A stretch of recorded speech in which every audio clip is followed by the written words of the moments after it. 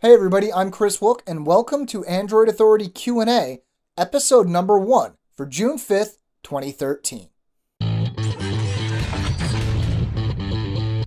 Shion asks, I have the Galaxy S3 from Rogers in Canada, and I'm thinking about switching carriers to Wind. If I unlock the Galaxy S3, will I be able to use it with Wind? Unfortunately, no. Rogers uses GSM technology for their network, while Wind uses UMTS. The S3 that Rogers puts out isn't compatible with UMTS, so even unlocking your phone won't do you any good in this situation. Kevin asks, I'm switching from a Galaxy S3 to an HTC One soon. How can I back up my apps and transfer them to the new device? Well, Kevin, there are a few ways you can do this. First, you can try Google's method. Just go to Settings, then Backup and Reset. Choose to back up your settings there. Now, when you log into your HTC One with your Google account, it'll automatically start downloading all the apps that you used. Unfortunately, that isn't going to actually back up the apps, it just re-downloads them automatically. If you really want to back them up, you can use Helium, which was formerly known as Carbon Backup. That'll allow you to back up to the cloud with the premium version, but if you just want to back up to your PC or an SD card, that'll work fine. With you, you're going to want to back up to a PC because the HTC One doesn't have an SD slot. Hope this helps. Rohit asks, do you know when Samsung will update the Galaxy S Duos to Jelly Bean? I'm having issues with mine. We have no idea, actually. Samsung did announce that the Galaxy S Duos was going to be getting an upgrade to Jelly Bean, but that was back in September 2012, and we haven't really heard anything since. Now, you mentioned you're having issues. If you want, you can always try running a custom ROM that uses Jelly Bean, but that's beyond the scope of what we can talk about in this video, and as always, it's a little risky. Anacool says, I'm looking for a safe method to root my LG Optimus 2X P990 V30B running Ice Cream Sandwich. I found one method, but it uses NV Flash, which I've never used before. Is there any other reliable method? It looks like you've done your research, and looking around, the main option we found was the all-in-one toolkit available on XDA developers. Now, that'll work with your version, but it does use NV Flash. Luckily, though, it does everything for you, and we've heard reports that it works fairly well. Any other options we found only worked on Gingerbread. Amir says, my phone gets hot and starts to slow down. There are a lot of apps running that I don't even use. What can I do? Without knowing what phone or version of Android you're running, it's hard to give you specific advice, but there are a couple general things that might help. For one, try uninstalling apps. Now, if these came pre-installed on your phone, you probably won't be able to get rid of them, but you might be able to disable them and keep them from running. If that doesn't help, there is a last resort option you can try. First, back your phone up, as we talked about a few questions ago. Then go into that same menu, Settings, Backup and Reset, and reset your phone, but again, make sure you're backed up. If this seems to improve performance, just start installing apps that you need one by one, and if you notice performance take a hit, take a look at the app that you installed last. That could be your problem. Ji Yong says, I have 1080p M2TS video files from a Sony HX9V camera that I'm trying to watch on my 7.7-inch dual-core Samsung tablet.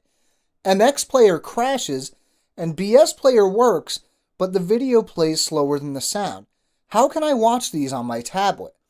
Now, it sounds like the issue you're having is that the video's too high of a bit rate for your tablet to handle. Now, there's an option that should work for you without having to buy anything. What you want to do is transcode your videos from that fairly unusual format to something that tablets are more used to, like MP4.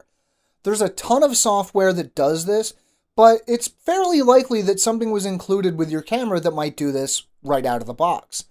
Now, while you're transcoding, you might also want to lower the resolution from 1080p to 720p because that's probably the highest your tablet shows anyway on that size of a screen. Jonathan asks, when is the next Nexus device going to be released? Well, you didn't say whether you're talking tablet or phone, so we'll cover both.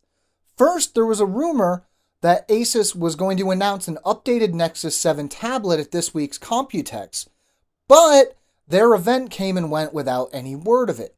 The event still is going on as I record this, but we still haven't heard anything, and it's looking less likely that we will. When it comes to a new Nexus phone, it's even trickier. First, LG said they weren't working on a Nexus 5, but then we heard Larry Page had seen a Nexus 5 prototype from LG in person. For more details on this, see this week's AA Weekly that came out on Sunday. Now, long story short, we'll probably see a new Nexus device soon, but we have no idea when, where, or how. Humphrey says, I work in construction and I need a durable phone. Which phone is more durable, the HTC One or the Samsung Galaxy S4? Now that's a tricky question to answer.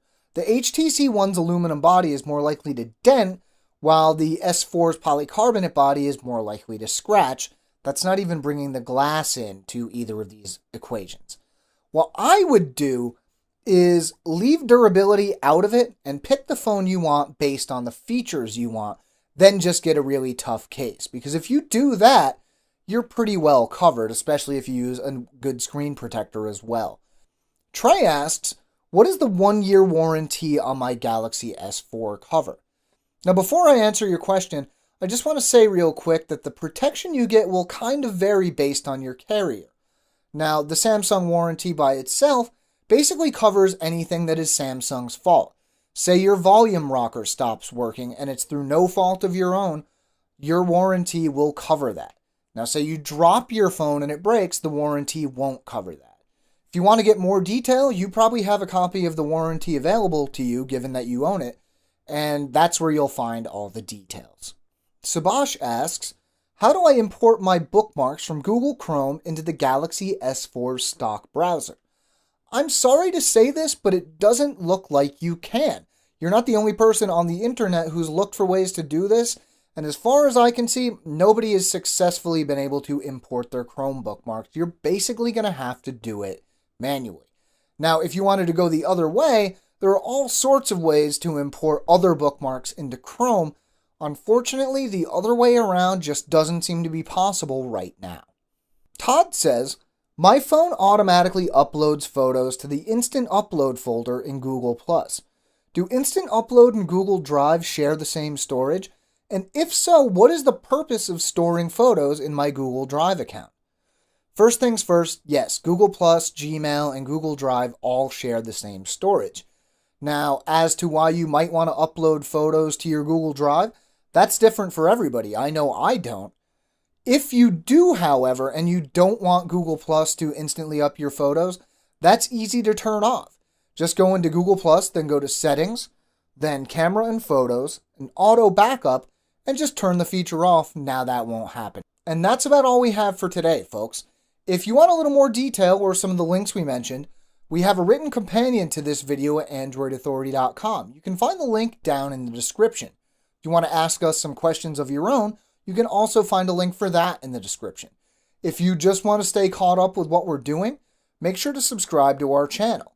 I'm Chris Wook for Android Authority, and as always, thank you for watching.